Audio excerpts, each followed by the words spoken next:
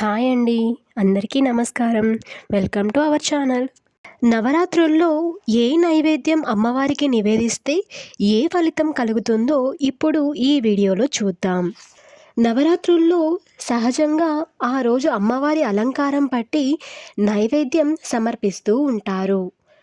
కొంతమందికి అలా నైవేద్యం పెట్టడం, సమర్పించడం కుదరకపోవచ్చు. కొన్ని రకాలైన ఇబ్బందులు ఉండవచ్చు. ఉద్యోగం పరంగాను, వ్యాపారం పరంగాను, కుటుంబం పరంగాను ఇబ్బందుల వల్ల రోజుకో నైవేద్యం అలంకారం పట్టి అమ్మవారికి సమర్పించుకోలేని వారు ఉంటారు. అలాంటి వారు కొన్ని ప్రత్యేకమైన నైవేద్యాలలో అమ్మవారికి ఇష్టమైన ఏ నైవేద్యం అయినా సమర్పించుకోవచ్చు. నవరాత్రుల్లో అమ్మవారికి ఉదయం పూజ చేసేవారు మాత్రం కొబ్బరి ముక్కలు, అరటిపళ్ళు నైవేద్యంగా సమర్పించవచ్చు. ఇలా సమర్పించడం వలన మన పనులలో అనేక ఆటంకాలు కలుగుతూ ఉంటాయి. అలాంటి ఆటంకాలు కలగకుండా మనశ్శాంతి అనేది చేకూరుతుంది.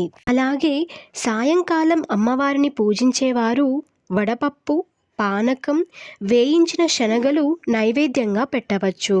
ఇలా పెట్టడం వల్ల మనకు శత్రుబాధలు తొలగిపోతాయి. అలాగే నవరాత్రులలో ఉదయమైన, సాయంకాలమైన పులిహోర, పెరుగన్నం నైవేద్యంగా పెట్టవచ్చు. పులిహోర నైవేద్యం పెట్టేవారు ఎదుటివారి ఏడుపుల నుంచి బయటపడతారని చెప్పవచ్చు.